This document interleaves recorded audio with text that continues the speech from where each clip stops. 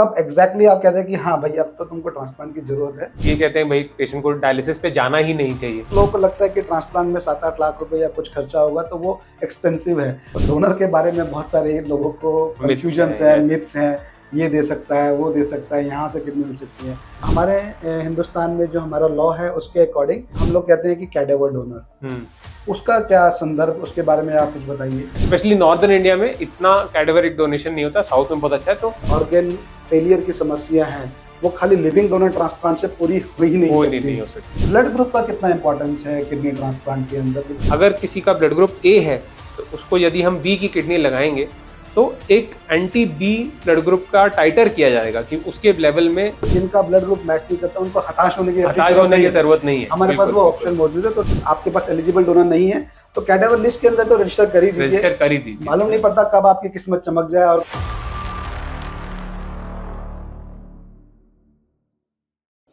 नमस्कार दोस्तों, मेरा नाम डॉक्टर विकास जैन है और मेरे साथ हैं डॉक्टर शशांक भारद्वाज। मैं एक यूरोलॉजिस्ट हूँ। यूरोलॉजिस्ट मतलब जो किडनी के सर्जन होते हैं, और नेफ्रोलॉजिस्ट डॉक्टर शशांक जो किडनी के फिजिशियन होते हैं। तो बेसिकली सर्जन और नेफ्रोलॉजिस्ट मिलके आप लोगों को ट्रांसप्लांट के बारे में बताने आए हैं। तो इसके बारे में शुरुआत करते हैं हम लोग डॉक्टर शशांक से। तो मैं डॉक्टर शशांक से यही पूछना चाहूँगा कि ट्रांसप्लांट कब आप कहते हैं, क्योंकि क्रिएटिनिन तो कहते हैं कि 1.5 के बाद, 2 के बाद, 3 के बाद कितना, तो आपका ट्रांसप्लांट का करने का इंडिकेशन क्या होता है कि कितना क्रिएटिनिन होना चाहिए या कुछ और भी चीज़ें आप देखते हैं? तो जैसा हम सब जी जानते हैं कि क्रॉनिक किडनी डिजीज़ एक प्रोग्रेसिव डिजीज़ है, धीरे धीरे किडनीज को ख़राब करती हैं ये डिजीज़। हम हमारे तरफ से बहुत कोशिश करते हैं कि नेटिव किडनीज जो हैं वो जितने दिन हम उनके पेशेंट्स को उसी किडनीज पे चला पाए।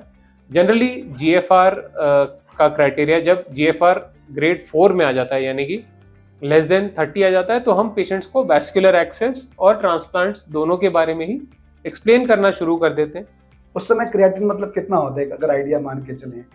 आई थिंक मोस्ट कॉमनली अगर एक बार क्रिएटिनिन 5 या 6 क्रॉस कर जाता है तो उसके बाद एक बार इनएविटेबिलिटी ऑफ मतलब उसके बाद किडनी काफी कम हो जाती है और वो प्रोग्रेशन जो है वो थोड़ा तेजी पकड़ लेता है। जब क्रिएटिनिन और लोअर साइड में होता है 1.5 या 2 के आसपास होता है तो डिजीज बहुत धीरे प्रोग्रेस करती है। भाई 1 महीने में 0.1% बढ़ गया या नहीं भी बढ़ा, या कोई अक्यूट इवेंट हुआ तो बढ़ा, बट जैसे ही वो 5 या 6 क्रॉस करता है तो वो अपने आप धीरे धीरे तेजी से बढ़ने लग जाता है। तो उस समय हम पेशेंट्स को काउंसिल करते हैं ट्रांसप्लांट के बारे में और वैस्कुलर एक्सेस के बारे में।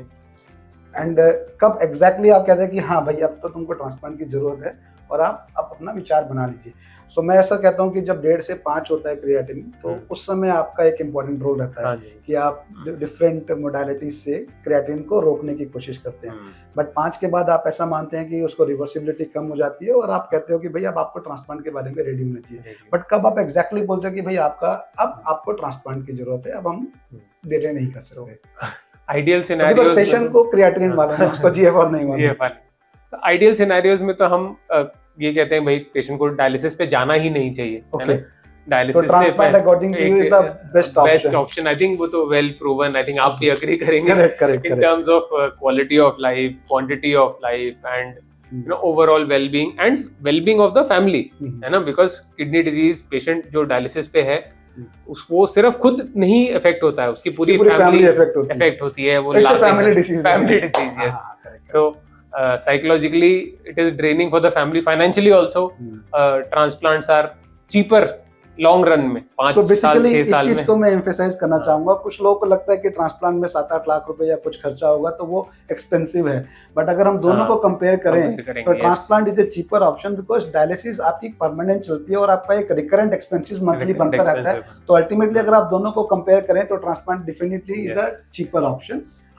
इनिशियल अमाउंट थोड़ी ज्यादा लगती है, बट ओवरऑल अगर देखें स्टैटिस्टिक्स को तो वो बेटर रहता है। तो यूजुअली व्हेन द, मेरे हिसाब से अगर मैं इसको सिंपल वर्ड्स में if I want to put it, so when the creatinine goes above 8 और मे बी 10 के आसपास, जब आप कहते हैं कि हाँ भाई अब आपका डायलिसिस या ट्रांसप्लांट के बारे में सोचो, ठीक है।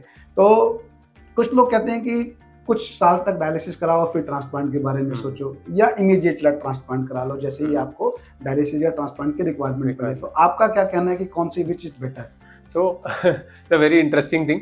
तो पेशेंट्स को जिन्होंने कभी डायलिसिस नहीं देखा है ना, उस पेशेंट्स को उस पर्टिकुलर किडनी की इंपॉर्टेंस नहीं पता लगती। करेक्ट। इसीलिए ऐसा बहुत देशों में देखा गया, जो पीडियाट्रिक ट्रांसप्लांट्स होते हैं, जो बच्चों के ट्रांसप्लांट्स किए जाते हैं और यंग एज में उनको ट्रांसप्लांट किडनी मिल जाती है और प्रिवेंटिवली मिल जाती है, जो कभी डायलिसिस पे नहीं, उनका कंप्लायंस रेट पुअर हो जाता है बहुत। अच्छा, क्योंकि उन्होंने कभी उस डायलिसिस वाली जिंदगी घटना से नहीं निकले हैं। करेक्ट। उस प्रोसेस से नहीं गुजरे हैं वो, तो उनके जो है अधेरेंट रेट कम होते हैं। स्पेशली बच्चों को तो जब वो टीनेज में आते हैं तो वैसे ही थोड़े रिबेलियस और नॉन कंप्लाइंट हो जाते हैं, तो उस समय उनकी कंप्लायंस ड्रग्स के साथ और इनसे के साथ बहुत कम हो जाती है और वो can lead to rejections. But yes, definitely हम साइकोलॉजिकल पार्ट को छोड़े, हम केवल फिजियोलॉजिकल पार्ट को अगर बात करें तो साइंटिफिकली अगर हम बात करें कि अगर ऑप्शन है तो definitely go for transplant even before even one session of dialysis. So earlier the better, जितना जल्दी आप ट्रांसप्लांट करा लें उतना बेटर है, उतना बेटर है। तो ट्रांसप्लांट के लिए मेरा जैसा एक्सपीरियंस रहा है, मैं कहता हूँ कि दो चीजें बहुत इंपॉर्टेंट है। एक तो डोनर होना।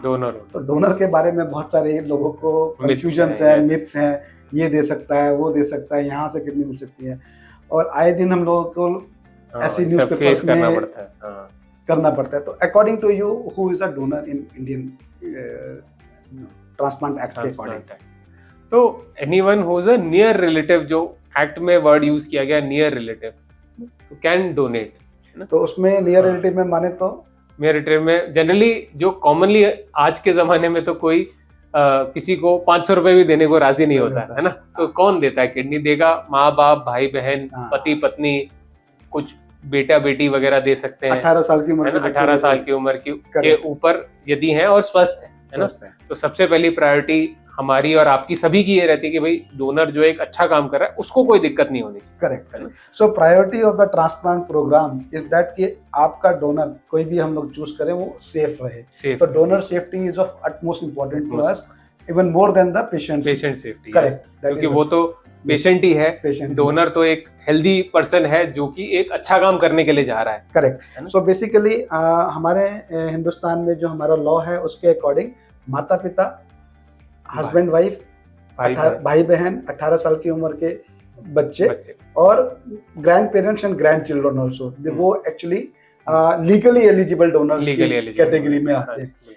सो बेसिकली हम जब डोनर को चूज करते हैं तो दो चीजें देखते हैं, तो medically eligible donor and legal aspect. तो लीगल एस्पेक्ट मैंने बता दिया। मेडिकली एस्पेक्ट में अगर हम बात करें तो donor should be in a good state of health and मतलब he should not have any kidney disease और हाइपरटेंशन और डायबिटीज।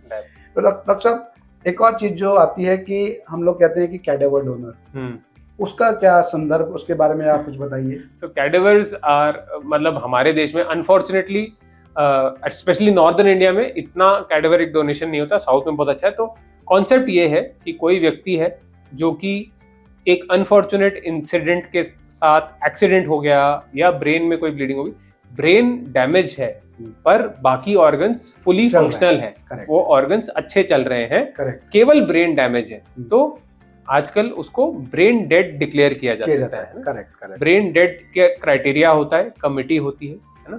तो ये ब्रेन डेड कमिटीज हर हॉस्पिटल की अपनी इंटरनल होती है ना, और वहां पर यदि कोई व्यक्ति को ब्रेन डेड डिक्लेयर किया जाता है उसके लिए कई सारे टेस्ट हैं, वो टेस्ट किए जाते हैं। ये मेक श्योर किया जाता है कि उस व्यक्ति को कोई आगे मीनिंगफुल सर्वाइवल पॉसिबल नहीं है, मतलब he can not come back to life, normal life, and importantly only brain is damage, बाकी ऑर्गन्स ठीक है।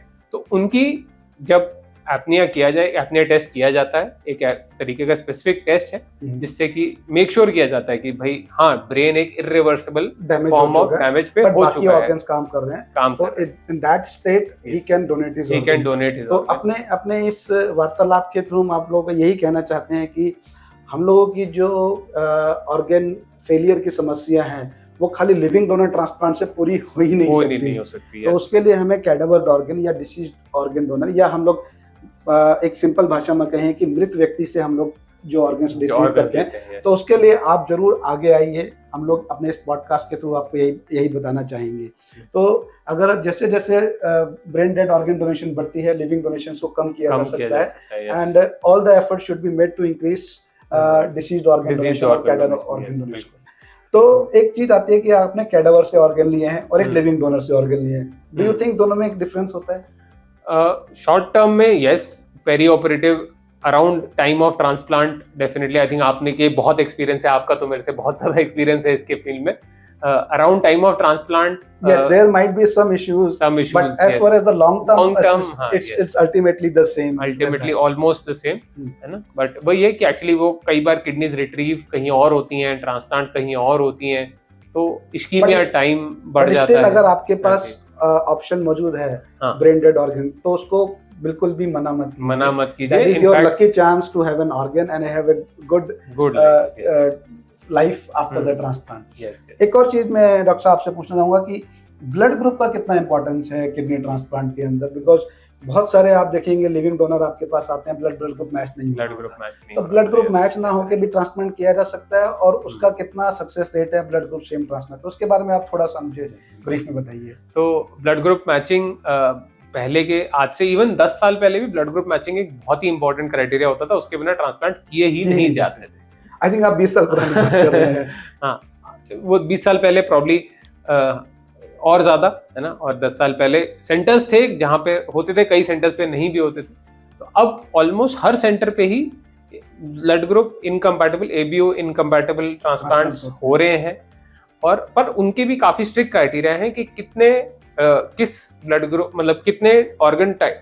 अगर किसी का ब्लड ग्रुप A है तो उसको यदि हम B की किडनी लगाएंगे तो एक एंटी बी ब्लड ग्रुप का टाइटर किया जाएगा कि उसके लेवल में कितना वो टाइटर है, कितनी वो एंटीबॉडी है जो उस किडनी को खराब करने के लिए सक्षम है. वो एंटीबॉडी, करेक्ट, उसको हम कितनी मात्रा है उसकी, अगर वो एक बहुत ही एक्सेप्टेबल लेवल में है तो डेफिनेटली हम उसको रिमूव करके हम ट्रांसप्लांट कर सकते हैं. तो बट एक लेवल है कि जिसके पार हम बेसिकली नहीं ले सकते. तो जो जिनका ब्लड ग्रुप मैच नहीं करता उनको हताश होने की जरूरत नहीं है. हमारे पास वो ऑप्शन मौजूद है. तो डेफिनेटली अगर आपका ब्लड ग्रुप आपके रेसिपिएंट से नहीं मैच कर रहा तो अपने नेफ्रोलॉजिस्ट और अपने सर्जन से बात कीजिए.